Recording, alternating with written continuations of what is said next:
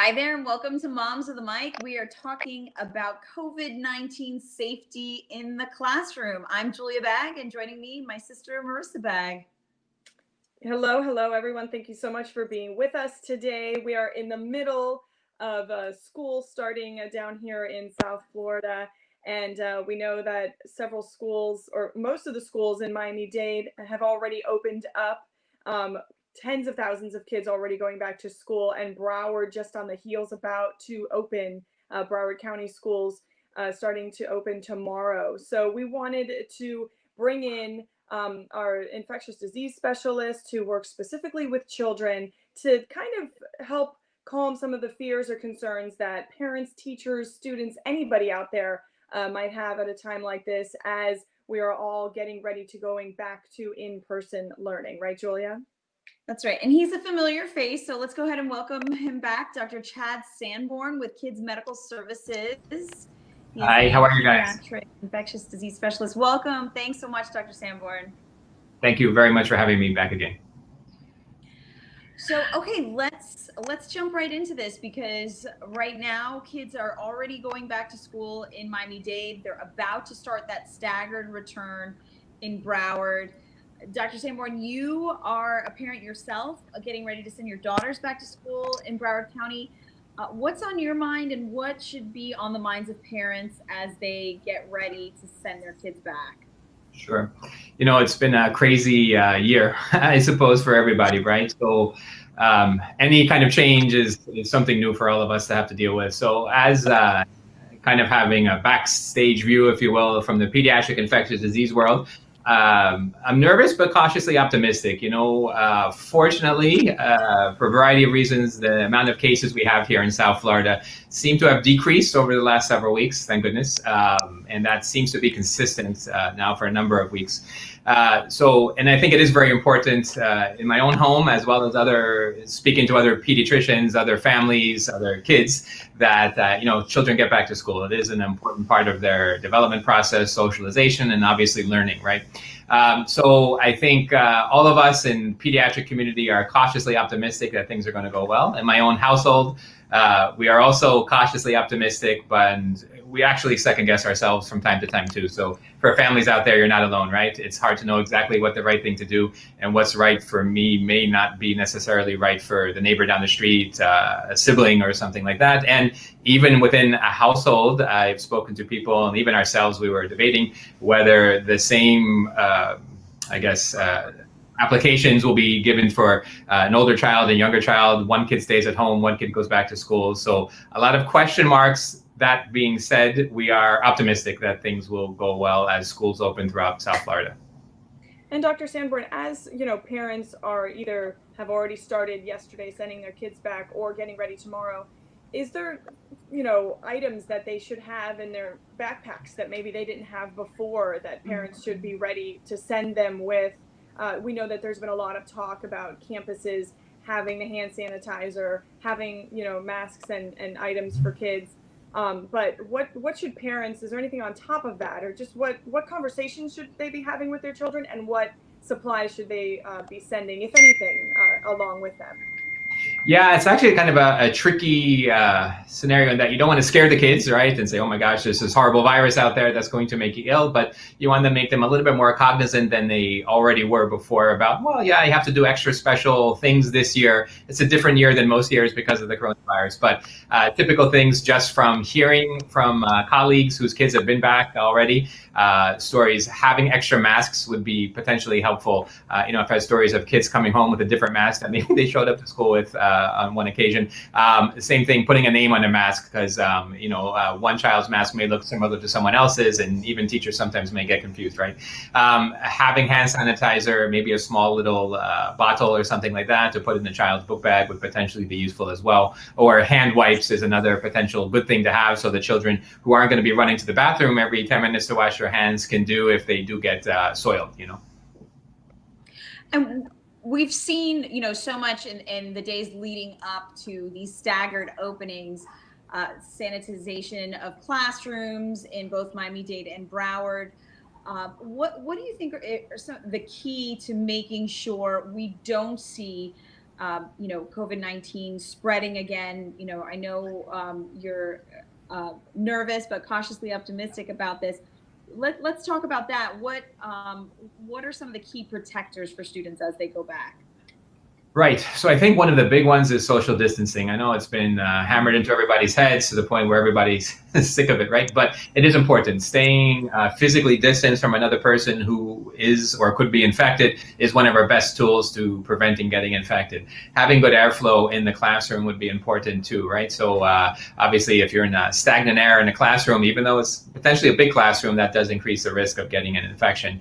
Hand washing is important. Sanitizing the desks in the classroom, important, but probably our biggest things, masks, social distancing at this point in time. And then the big one is a variable that all the school planning can't necessarily plan for, nor can doctors control so well, but except for educating people, is the factor of the families, right? The parents and the kids. So when they are sick, to stay away from school, to let someone know if their child is sick. And I can understand it is challenging for certain families with childcare issues or work issues, that it's hard to keep your kid out, but that is going to be a big factor moving forward, that when your child is having symptoms, to try to keep them at home.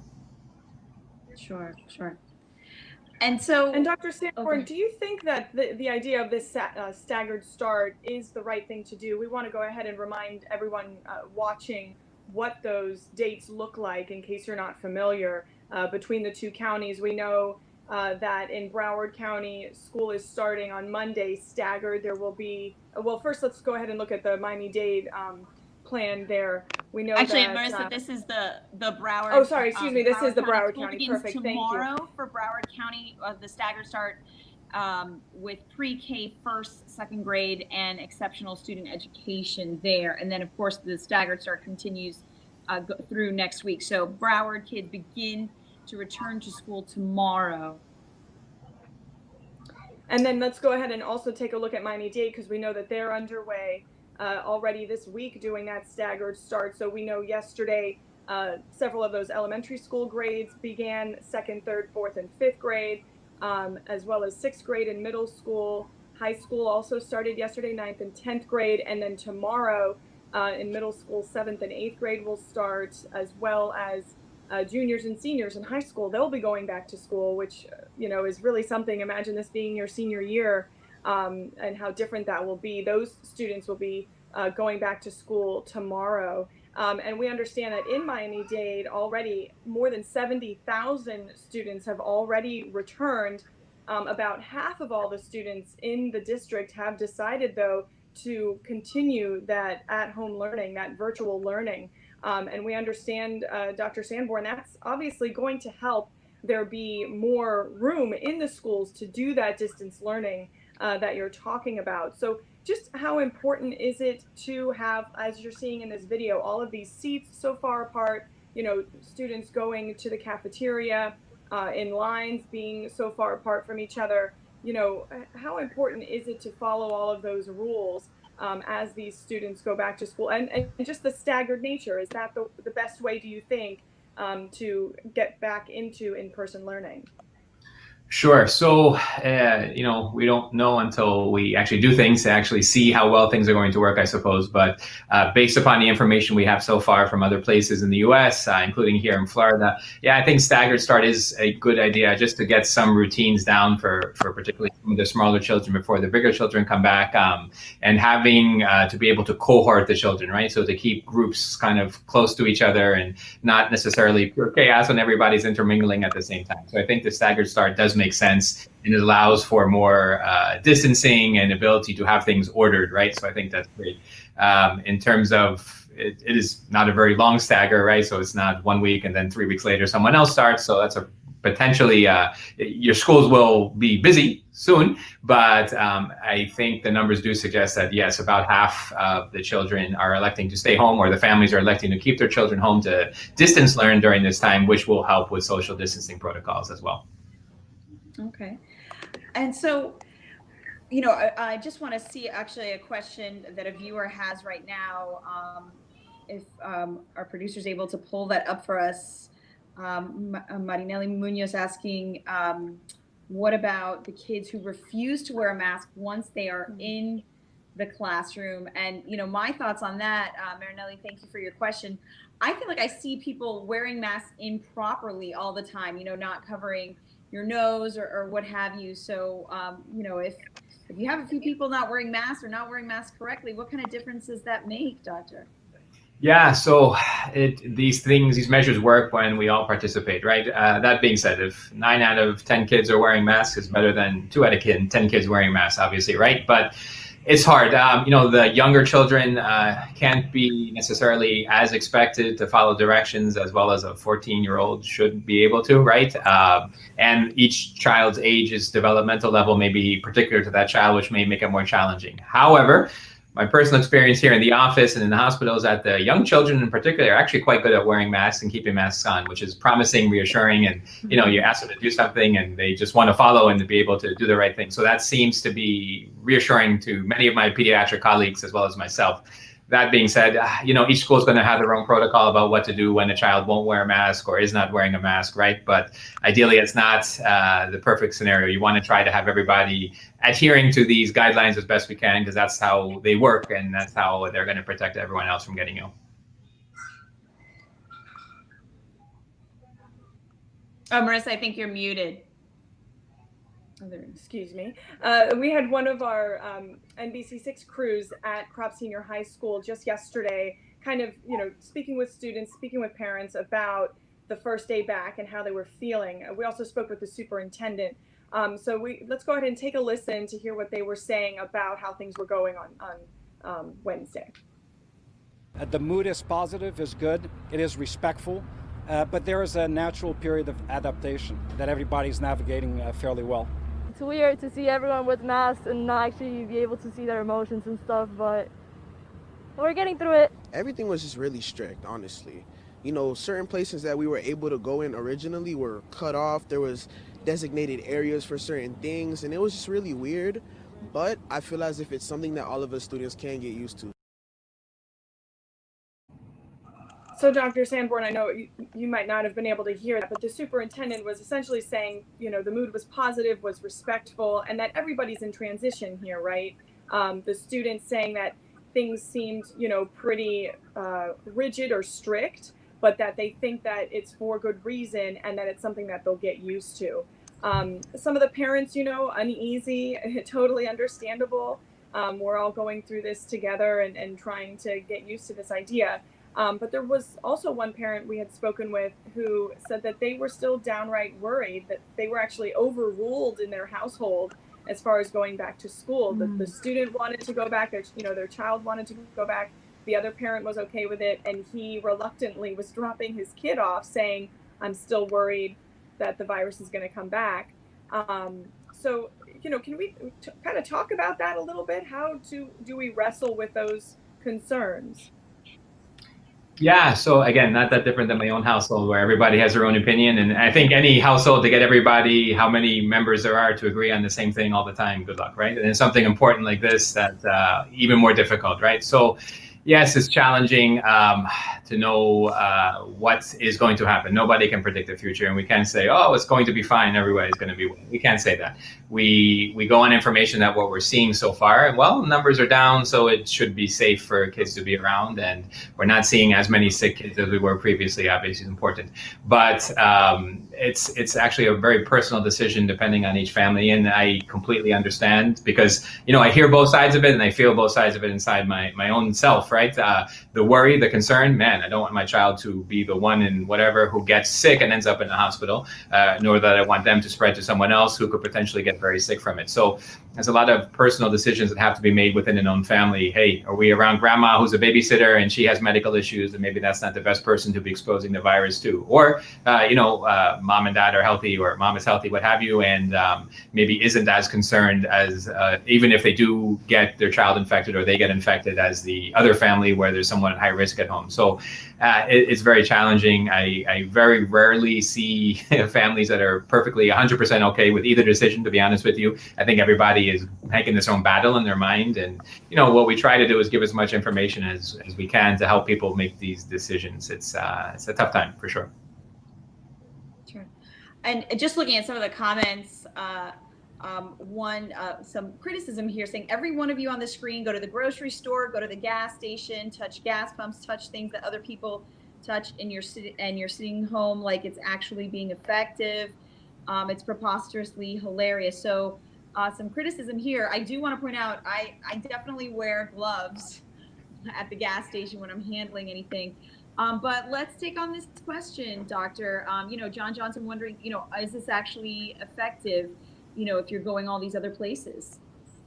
Right, and that's a valid complaint or concern or comment, right? Certainly. So, yes, we don't live in bubbles, right? All of us do go out and do things and are going to the market, going to work, being around other people. So none of us are really 100% living or many of us are not living in a bubble, obviously, right? We know that droplet and aerosol spread seems to be a little bit, it's an easier way to spread the virus than contact. I keep alcohol hand sanitizers around me all the time, but being an infectious disease doctor, having a wife who's very germophobic as well, a pediatrician as well. So that's something we've been doing for a long time, I suppose, and trying to keep ourselves well and trying not to infect our children. So yeah, there's not 100% guarantee that I'm not going to bring something home to my children. It's something I get concerned about all the time. So it's calculated risks you have to meet all the time. Obviously, it's not an issue where it's absolute, where if you leave the home, yes, you're definitely going to get infected. Whereas if you stay at home, there's only one choice or the other, right? So yes, we have to take calculated risks. We have to know what the potential downsides of those risks are, right? So you have to be okay. Your child goes back to school, have a plan. What's going to happen if my child does get an infection or something like that, right? If I go to work, what's my backup plan if I do get infected with this virus? Who's going to care for my family, help my children out if I have to stay away from other family members, things like that. So good complaint, a good question, a good comment, but there's, again, degrees of risk and things that we have to weigh into when we're making everyday decisions in this pandemic time. So essentially, Doctor, just to make sure I'm understanding what you're saying, when I go to the grocery store, I am touching things, but I'm also wearing a mask. So that, as you're saying, when it comes to droplets and aerosols, it's more important to cover your face than it is to, worry as far as the science is concerned, what we're touching as much. Is that correct? Correct. Contact is a way to spread, particularly among small children, potentially, right, who maybe aren't washing their hands or keeping their hands as clean. But the much more effective way for this virus to spread is when someone is exposed to droplets or aerosols from someone who's infected. So yes, wearing a mask gives you better protection than even wearing gloves, than washing your hands well. Yes, I agree with all of those, modalities. But yes, wearing a mask is an important thing, and keeping distance from somebody else just to keep that droplet spread to a minimum will be the most important thing we can do when we're out in public. Okay, I want to go ahead and bring in another comment from a viewer who is a teacher and a parent of two. Diana Gonzalez Nalim saying it's completely different to go to Publix. I am on my kids 24/7, cleaning their hands, cleaning carts, cleaning tables when out. She has two young daughters. It's not like that at school. These kids at school are also sitting way too close together. So obviously, one of the concerns, we talk about social distance, and you just mentioned those air droplets, that could be hard to regulate. Yeah. So I agree. I can almost guarantee when my children go back to school that what we're doing at home or when we go to Publix and in public places is much more intense than what they'll be doing in the schools, almost certainly, right? So that is true. That being said, like we just mentioned, contact spread isn't going to be as effective of a way of contracting the virus, but important to keep our hands clean, right? So that's an important first step. Second thing, in terms of the distancing, that is a tricky part, right? You want to ideally have 6 feet in between children, outdoors, 3 feet minimum, if at all possible. That may change. Teachers are going to have to watch the classrooms and try the school administrators to be able to maintain that distance throughout the school day. The bigger problem in those two hypothetical scenarios will be, if children are sitting too close, that would potentially expose them to virus. Now, that's where wearing a mask would potentially become much more of a benefit, right? So if two people are infected, or one person's infected, one isn't, the one who's wearing a mask, if they are infected, will decrease the chance that they're going to spread to the people who are uninfected around them. So And that's part of the issue, is that children, in particular, adults as well, can be infectious before they have any symptoms. So that's the whole reason for wearing a mask and the whole rationale behind doing that. When you're talking, you can infect somebody else with having no knowledge that you're infected whatsoever. And Dr. Sanborn, I know that obviously there's a lot of unknowns about whether we're doing this right as far as going back to school and whether this will be the safest way to send our kids back. What is the timeline, do you think, that parents can kind of look toward to get some of those answers? 2 weeks from now, if there isn't a COVID spike, or if we're not seeing, increased cases on campuses, will that be a good sign? Or if there is, may we have to pivot in the way that we're doing school? What do you think is kind of the looking ahead, what we can expect as far as getting answers into whether we're doing this right? I know we've seen, other places around the country, have seen increased cases after reopening the schools. So what do you think as we, go day by day and it turns into weeks, maybe a month, how we can kind of get answers as to whether we're doing this right?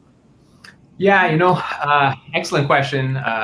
I would say probably around 4 to 6 weeks after things or people start to attend schools again, will we kind of have an idea of is this increasing the number of cases in the community, right? So getting sick, even day one, it takes about 5 to 10 days before you start to show symptoms.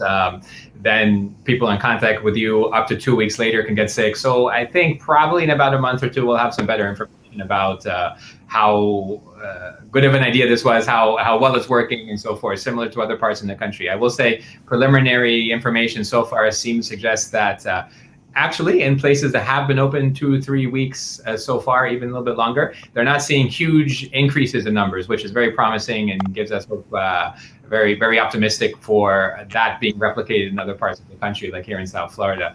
That being said, this virus is very novel, right? So we're still learning more about it. It seems to enter the community very quickly, get super high numbers very quickly in the community. So that can change pretty rapidly, as we saw previously here in South Florida, as they saw in New York and areas of the country, that, the virus kind of rolls in and causes chaos very rapidly and disturbs a lot of people's lives, right, when that's going on.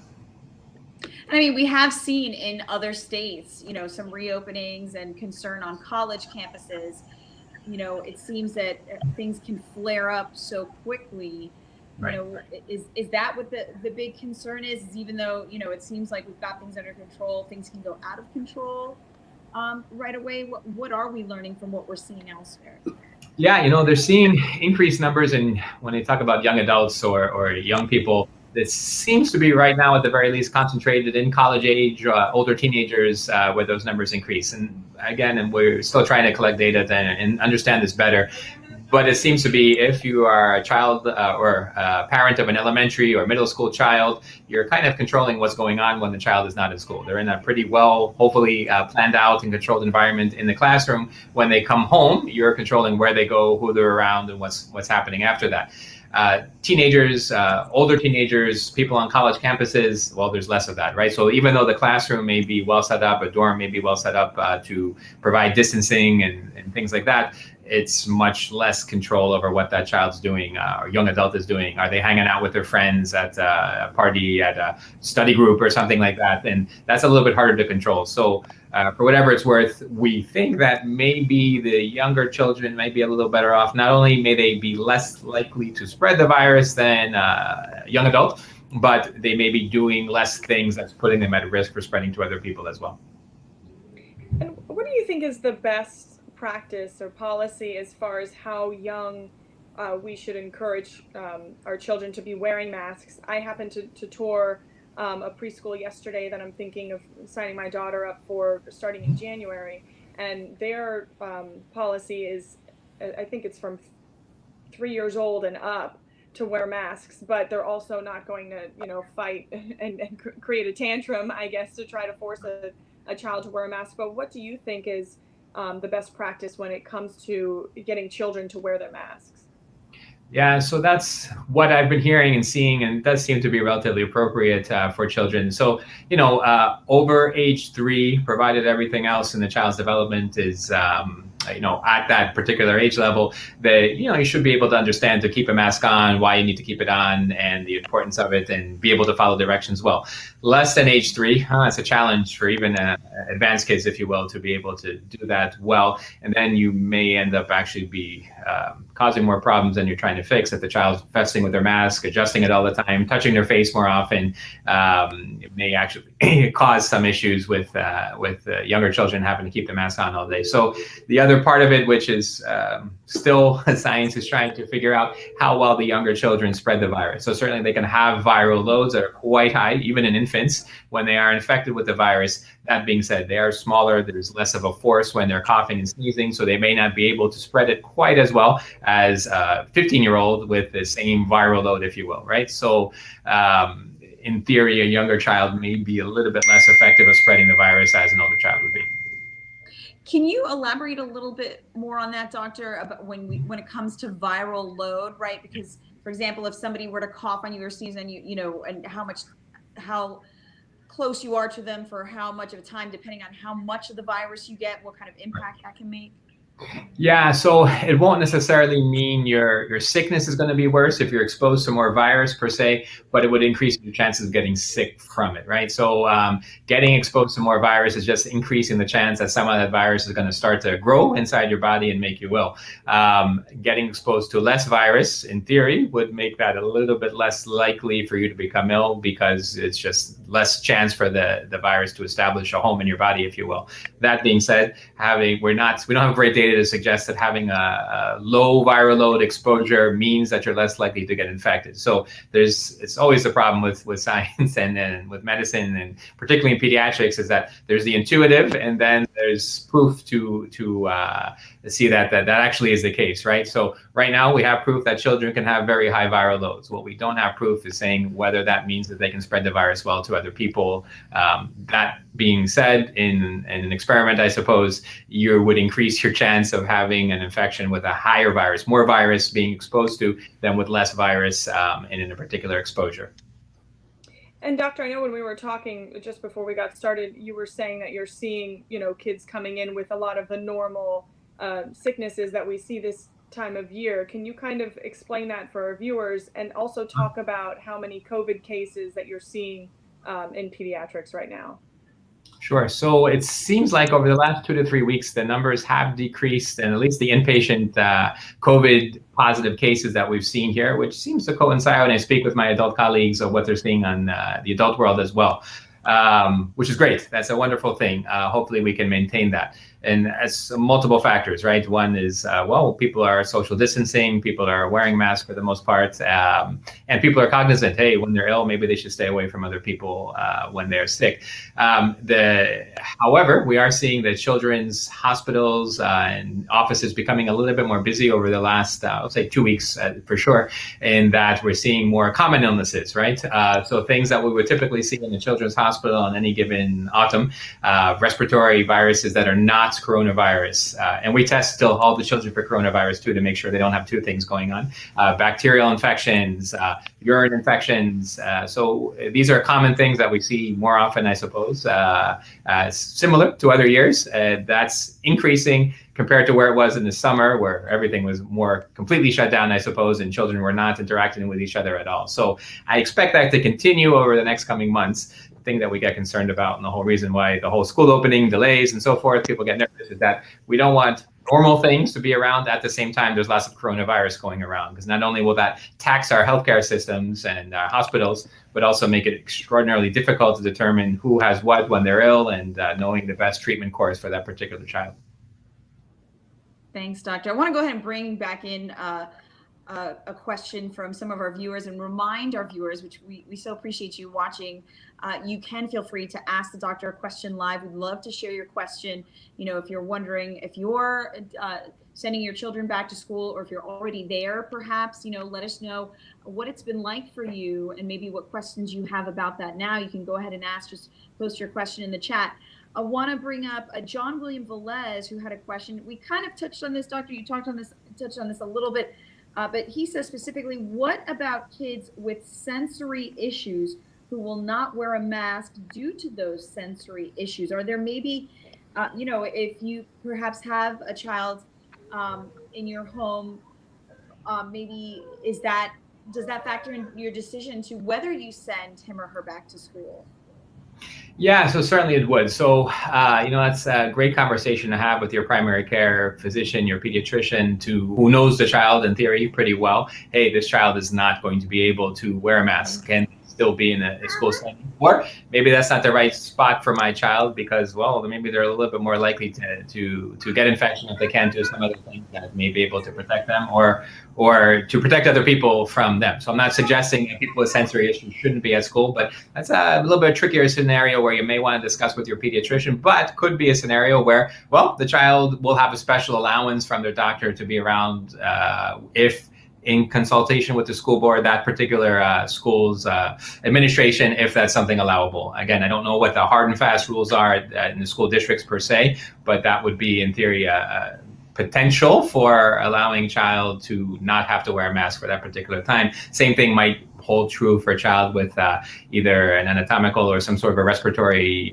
condition, which wouldn't allow them to wear a mask safely for that child's health. So that may be a decision where the family would want to keep the child home or have some discussion with their pediatrician in the school itself to see, hey, are there exceptions that can be made? Can this child be further away from other kids in the classroom or something to that effect, And all of these precautions that we're taking, whether it's, sending our kids back to school or keeping them at home, wearing masks, all of these things, staying home, all of these things that we're doing, how much longer do you think people should be encouraged to continue this kind of behavior? Is it until we literally are vaccinated ourselves? Is it until a certain amount of the population is? What do you think is the amount of time that we should continue to be this vigilant to protect ourselves against the virus? I wish I can give you an exact date. That would be wonderful, right? It's going to be a while. I'll be honest. I don't anticipate us being able to relax to a significant degree safely until well into next year, to be honest with you, right? So the problem is, I think we have some pretty good evidence that wearing masks, social distancing works pretty well. So to me, it's kind of, well, if it works well, why are we going to stop doing it? Even though the cases have been down, you stop doing it, guess what's going to happen? Virus hasn't gone away. It's still around, even though not as high numbers. It will take that opportunity to spread within the community. So, vaccination is hopeful and on the horizon. However, even if a vaccine were to come out tomorrow, it would be impossible to vaccinate enough people for us to be able to not have these precautions in place for months, right? It would take a while for that to happen. So, realistically speaking, probably until summertime at the earliest, I would say was probably going to be doing some of these precautions and be advised by public health authorities to continue doing these precautions until that time. And how do you think the vaccine is going to be received? Do you think families are going to be willing to take the vaccine, to give the vaccine to their children?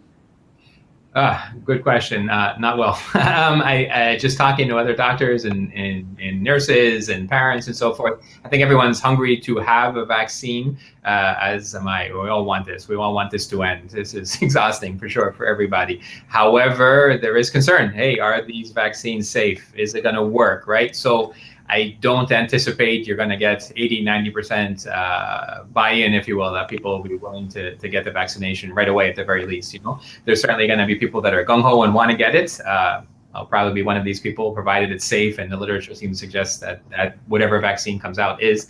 Then I think some people will feel more comfortable when people in their orbit have gotten the vaccine and they see they're okay, right? So you can read all the news stories and articles and Facebook articles and so forth, but what happens in your immediate vicinity, in your immediate orbit, seems to make a for most people, more of an impact on their decisions, right? So I think as time goes by, once people see that other people are getting the vaccine and doing okay with it, I think that hopefully will snowball and that more people will start to get vaccinated and kind of go from there. But I can't imagine that most people are going to run and line up to get the vaccine immediately right away as soon as it comes out. I don't foresee that happening.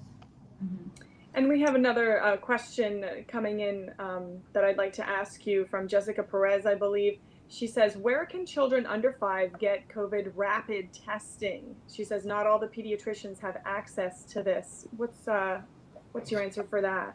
Yeah, so there's a few different sites. Some of the public health testing sites will test children, and we're getting results quicker than they were before. So sometimes as quick as 24 hours. In terms of 10 to 15-minute testing, that's going to be a little bit more challenging to get. I don't have the information on hand at the moment. I apologize in terms of which places in Miami-Dade or Broward that are offering rapid turnaround testing, but it's something that is available to some degree. Now, the question with rapid, if it's meaning a 10 to 15-minute test, it may not be the best test as well. So certainly blood tests to tell you if you have coronavirus right now, not a very useful test at this time. Swabs, whether it's oral or nasal swab, is going to be more useful in telling you if you're acutely infected at the moment. So, we're getting better. We're having quicker turnaround times with a lot of this testing, but still we're not at the rate where all the pediatricians have it available. That's hopefully going to change in the next month or two, and then we'll have quick, rapid, easier, more available testing. I know we've been saying that for a while, but there is hope that soon we will have that available for adults as well as children on a more large-scale basis, if you will. And do you mind explaining or getting a little bit more into the details about why that rapid testing isn't as much of a guarantee as the oral, the nasal swab and that sort of thing? Why is that? The blood testing we have available at the moment sometimes can tell you if you've been exposed to the virus in the past. So certainly there's kind of a old antibody, if you will, on IgG, which will show up in that. Hey, it looks like I had coronavirus sometime in the past month, 2 months, 3 months. There are tests available. They've kind of cracked down, if you will, on some of these companies selling tests, and you can go to all these crazy labs and get stuff done, I suppose, where you get an IgM test and it tells you immediately if you have the virus or not. That's an antibody test that potentially has a role and could be useful, but not necessarily as reliable. So you can have a seasonal coronavirus infection, i.e. not COVID, and test positive with a blood test for this sort of thing. Second thing is that they may take a little while before your blood test to become positive, meaning a swab will tell you if you have evidence of active viral infection at the moment. The blood test is looking for the body's response to the virus, which could take a little while and thereby giving you a false negative. And then thirdly, we don't have great information saying these rapid blood tests are very sensitive, meaning you're going to miss a lot of cases, false positives and false negatives as well with this testing. So the swabs are better because they're looking for actual DNA of the virus. The flip side of that is these swab tests are great at picking up the virus. Some are better than others, but they are not 100% great at saying you don't have the virus anymore, meaning I've talked to many people and seen many patients that test positive for 3 months. It doesn't likely mean that they're still infectious 3 months out, but these tests are so sensitive, they're picking up DNA, just viral particles, dead virus, etc., for months afterwards. So that's a challenging thing for us doctors in the hospitals and in group settings to be able to say someone is not contagious anymore. We don't have great ways of measuring that with tests at the moment, unfortunately. Gotcha. Thank you so much for that. And again, Jessica Perez, thank you so much for that question. Obviously, though, the first place to start, if you want to get your child tested, for COVID in any way, check with your pediatrician, right? And then go from there, certainly. So want to talk again about specifically about when younger kids and trying to get them to wear masks. I want to see if my son will cooperate. So I want to introduce, this is Ethan. Ethan, can you say hello? Say hello, Ethan. Okay, so here's Ethan. And one of the things we've done is, try to get a mask that, is cute, and he kind of likes it. So let me see will you wear your mask? Can we put your mask on? Can we put your mask on? And doctor, if you want to comment on, how effective this is, but he's generally pretty good at keeping it on. Well, maybe not right now. So that just kind of goes to show you how finicky they can be, right? Okay, I think he wants to go play. But trying to get a mask that they're interested in, and of course, when mommy and daddy both put their masks on, he's more likely to do it.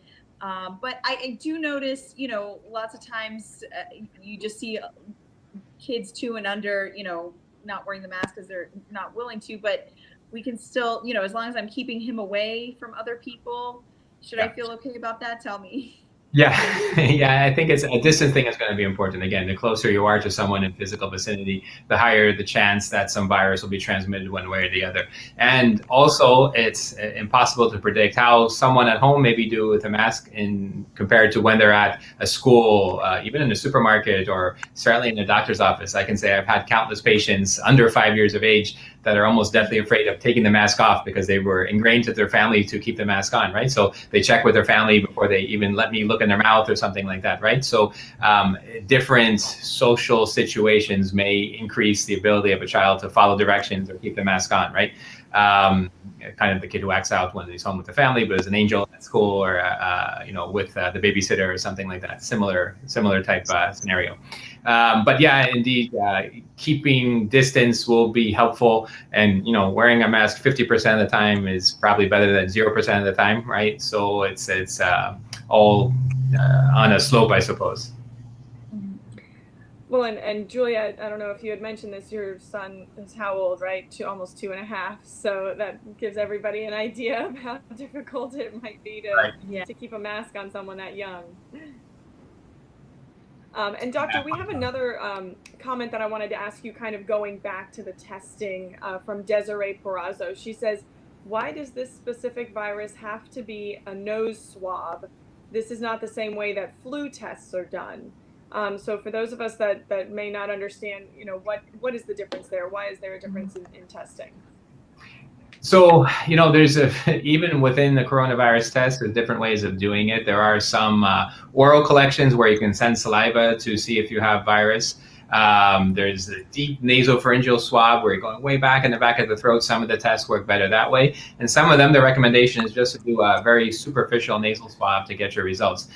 Most flu tests or good flu tests are usually done with a nasal swab to tell you if you're infected with the flu or not. There are blood tests for influenza, but they're really not great at telling you if you have flu at the moment either. So it is similar to many other respiratory viruses in that, yes, a nasal swab is the best way to tell you if you're infected or not. The difference with this is that there's more tests out there, and some of them that you collect in different ways. And we're still collecting data to figure out which is the best, but the manufacturers have different recommendations on their particular tests. Some will say, no, you need the superficial nasal swab and not a deep swab, where others do require a deeper swab to get that result. And then again, there's some tests not available necessarily everywhere where they're checking just saliva, which obviously less traumatic to the person who's getting swabbed. So there's probably more tests available for coronavirus, or different tests, than with most other viruses. Thanks, Doctor. Although, Desiree, I have to say, I actually had the flu, was diagnosed with the flu earlier this year, and it was a nasal swab, like you're describing, Doctor, which is, to me, is the worst. I think everybody, has their preference, but the few times that I've been tested for coronavirus, thankfully, I was negative each time. It's been a throat swab because I just can't handle that nasal swab as much. I want to ask you kind of a personal question. So here you are, as so many parents are, on the verge of sending your two daughters back to fifth grade and sixth grade. Want to remind, actually, let's go ahead and show the calendars again, because if you're just joining us, want to remind you, Miami-Dade students, they've already been going back to school. You can see that started this week. You heard from Superintendent Alberto Carvalho and some students a little bit earlier in this live chat. It's still continuing. Tomorrow, you have 7th and 8th graders going back, and then the highest grades as well, 11th and 12th graders, so juniors and seniors. Whereas in Broward, everything gets started tomorrow. Tomorrow, beginning with the youngest students, the pre-K, first, second graders, exceptional student education, and then continuing on next week, adding third through sixth grade, and then ninth grade, and then 7th, 8th, and the highest grades going on October 15th. So, obviously a very different experience at school, as we know now. What are maybe some activities, Doctor, that you feel like you're comfortable with your daughters engaging in, and maybe not? If we start to bring back sports or clubs or after-school activities, where do you kind of draw the line? Where are there certain things, that you're okay with your 5th and 6th grade daughters doing, and then you and your wife, who's also a pediatrician, have maybe made the decision we're not going to go this far? Right. So it's many factors obviously are involved with making these choices. So, for instance, within my own home, one child is quite content to learn virtually and does well with it. The other one, oh boy, it's a struggle, and she wants to be around her friends and be in class and so forth. So there's a difference from that standpoint. How well is your child doing with virtual school? Not that the child should necessarily make the decision alone, right? Obviously, the parents have to have a big role in making that decision, but that can be very different within different households.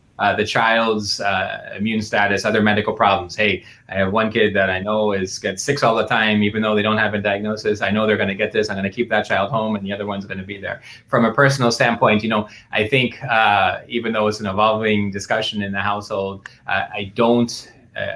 What's the right word? But I don't feel that going to school is an awful idea, because I think children don't seem to get as sick when they get coronavirus infection, and they seem to get it less than adults do. I do believe that's true.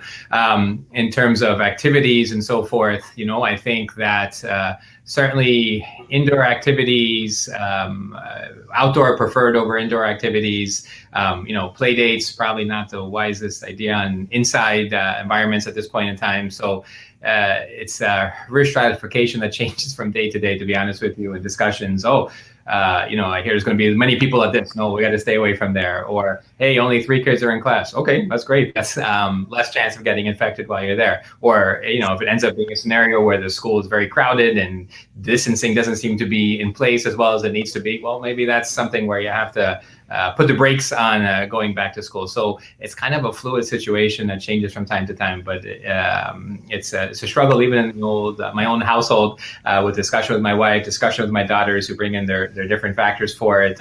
Some people will be better off at school because they learn better in that scenario. Others, well, if they're perfectly content and doing well in an online learning environment, and if the school environment is not as different from their online environment as you would like it to be, well, maybe that child doesn't need to go back and they can still learn from home, right?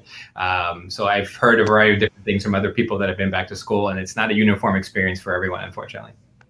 And the biggest takeaway as a parent myself from what you just said is that it seems like, from the science, fewer children seem to get sick with coronavirus than adults, and when they do get sick, that they don't get as sick, right? Both two Correct. Huge good pieces of news for parents. Yes, that is true. Correct. Now, there are children who do get sick, and we've treated children like that in the hospital all throughout South Florida, but it is a small proportion of the total number of children, obviously, in South Florida. So most kids, when they get sick, minimal, if any, symptoms, and they do quite well with it, which is great. And that's important and good to know. That being said, there are some kids that will get very sick from it. Sometimes it's difficult to predict who those are going to be, unfortunately. So that's the caveat that we have, and that's what burns in the back of my mind. Like, oh boy, well, what if, right? So it's, again, like I said, a constant calculation and risk benefit, and seeing what's going on in the community, how much virus we have going on. At the moment, we seem to be below 5%, which seems to be what the WHO recommends in terms of community transmission, a level below that before you even think about opening things up again. Where I think the most recent data I saw, we were 4.5% or something. So we're below, close, but we're below. If that changes, like I said, the virus seems to hit a community pretty hard very quickly, and numbers seem to go up very drastically and rapidly, be it from school restarting or not. Well, that may be a scenario where, maybe it's not a great idea to have my child back in school in that widespread community spread at that time. And Doctor, I want to bring it back to the chat. I want to thank Jackie Lopez, who pointed out that the dates that we mentioned, these dates are only for parents that selected to return. So of course, in Miami-Dade and Broward counties, as we're talking about, if parents prefer to continue having their children do distance learning, they certainly have that option. And one of the impacts, Marissa, you mentioned this earlier, that we're seeing from that is we're seeing fewer students in the classroom, of course, which is certainly better for when it comes to containing coronavirus. Also want to touch on what you just said, Doctor, with another comment from the chat, this coming from Stephanie Pujols Gropera. She asked, what metric is being considered to lift the classroom mask mandate? What criteria needs to be met? So, Doctor, in your eyes, what needs to happen before we can take the masks off? Right, so that may be different from county to county, school board to school board of what they're looking at. But in general, the two things are, one, to make sure that the level of community spread is not at a very high level, right? So if you see lots of community coronavirus infections, then there is a fair chance that someone in school will have coronavirus, whether they know it or not. In that scenario, it's not a great time to lift a mask mandate. And there's different numbers thrown out there. I don't have one magic number that we use for all of the school boards. The second thing, what criteria need to be met? Well, same thing would be in a school, right? So if you see that, we're having a lot of cases in that school, regardless of what that county's numbers might be, well, that school is probably not the best time to lift a mask mandate at that point in time in that particular school community, right? So I wish I can give more concrete answers. We are thirsty for that, right? But there's a fluid situation, and we have to continually surveil, analyze data, look to see what's happening to be able to make the most appropriate recommendations for any particular school or school community at the moment. And we do have one other comment that I wanted to share from a mother who's been very involved in our chat. We appreciate you, Desiree, asking so many questions. She says, and it sounds like this is pretty specific, are there pre-existing conditions that makes the kids more prone to getting sicker from COVID-19 based on your observations of hospitalized cases? Sure.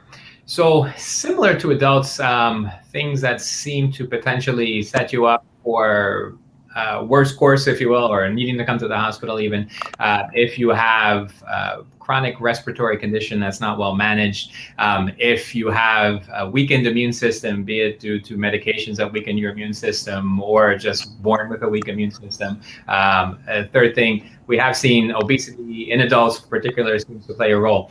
That being said, in anecdotal experience, most of the children I've seen hospitalized haven't necessarily had one of those conditions. Not to scare people, but potentially that's something we're noticing. Second thing, the ones that do have those conditions and get infected, meaning you have a weak immune system, you have a respiratory condition, you have sickle cell disease or something like that, when they get infected, they actually do quite well with the illness. So we're seeing the flip side of that as well. I've had HIV infected patients, I've had sickle cell patients, and do very, very well with the illness, right? So there's kind of two sides to that.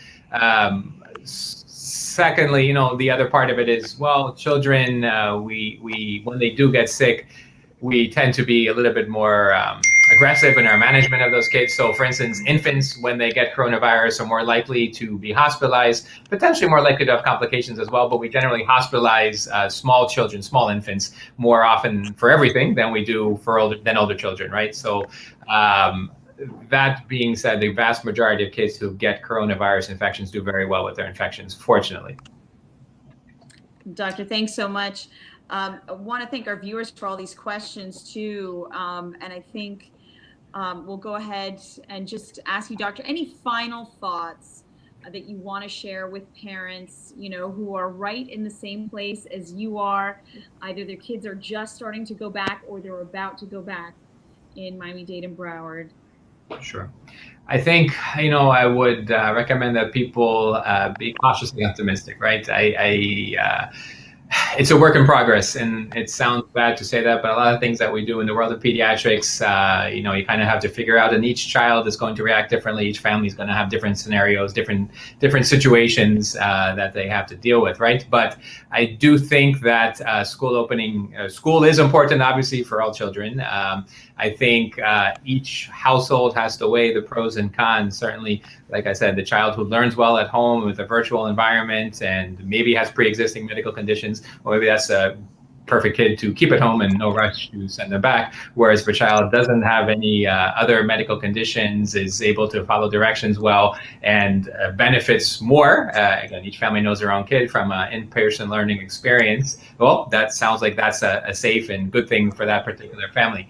There's no wrong answer. There's no wrong thing to do, I suppose. So that's the first part of it. The second part of it, I do think kids get sick less often and probably transmit the virus a little bit less often than their adult peers, which is good and gives me some reassurance. Lastly, I think maybe because I'm in the hospital and see it, we learn to have to adapt our recommendations and change our plans from time to time. So to not be frustrated when something changes, when a classroom closes down, when school has to close down, to try to be able to roll with the punches as best as you can would be important as well. Obviously, it's easier for some families to do than others who need to be at work or don't have childcare and things like that. But to just try and be as patient as possible as we learn more and then we see things change over time here in South Florida community with coronavirus infection will be an important factor in helping us move forward and ultimately get past this pandemic that we're dealing with at the moment. Okay, so expect changes, moms and dads. You heard that. Yeah, we definitely, even with daycares, we've seen that if cases crop up and then a classroom or an entire school closes down and then you're out again. So sure, thank you for that reminder. And even with all of that, Dr. Sanborn, we're just so thankful for your time. It's incredibly encouraging to hear everything that you have to say. Some of it, it are things we've heard before, but just to hear it again, it's encouraging to hear from you. You explain things so thoroughly and in such a calm way. We're getting so many thank you comments from people at the bottom of the screen. I'm not sure if you're seeing them, but again, we just really appreciate your time. Your intel is incredible. And we hope to do this again moving forward if possible at another juncture, maybe in another month or so that we can kind of take the temperature, see where things are at that time, and be able to inform our parents and our school staff once again. So thank you. Oh, my pleasure. Thanks for having me and being able to have this forum to speak to the community. It's tough for all of us. We have lives. We're not just doctors in the hospital. We have other lives as well. And it's my personal 2-minute experience is that, families sometimes appreciate when you say, I don't have all the answers. We don't know. And that's okay. Obviously, we want them, me more than anybody, right? I want to be able to give all the 100% correct information to the community. Sometimes we don't have that, and sometimes what we recommend changes, and it can be very frustrating and make us kind of mistrust the medical community, mistrust the media, as you guys see, right? It's challenging, right? So having to be adaptable, having to know that, this is tough, but it's tough for everybody, for you guys, for me, for the family who's trying to figure out what to do with their kids, for the kid who's maybe doesn't want to be back, the kid who wants to be back at school. It's hard. So, being patient, trying to, be cognizant that what you do does affect other people around you. That's going to be important too. Simple stuff that, we all know. Sometimes it gets lost along the way. But, I think keeping our heads about us is going to be helpful moving forward, for sure. Yeah, absolutely. And you know what? There's someone else we want to thank, our producer, Jermel Pridgeon, if we could bring him on shortly, because he is vital to having this conversation, being able to share Dr. Sanborn's expertise with moms and dads. Hi there. Jermel, how's it going? Producer Thank you. I appreciate it a lot. Thank you. And you're always on time, Jermel. You got all those clocks going. You're always on time with all of the comments and video, and we really appreciate that. It's a constant reminder. Yeah. The man who makes it happen. Jermel, thank you so much. Wouldn't be possible without you. Thank you. You guys are awesome. Thanks, Jermel.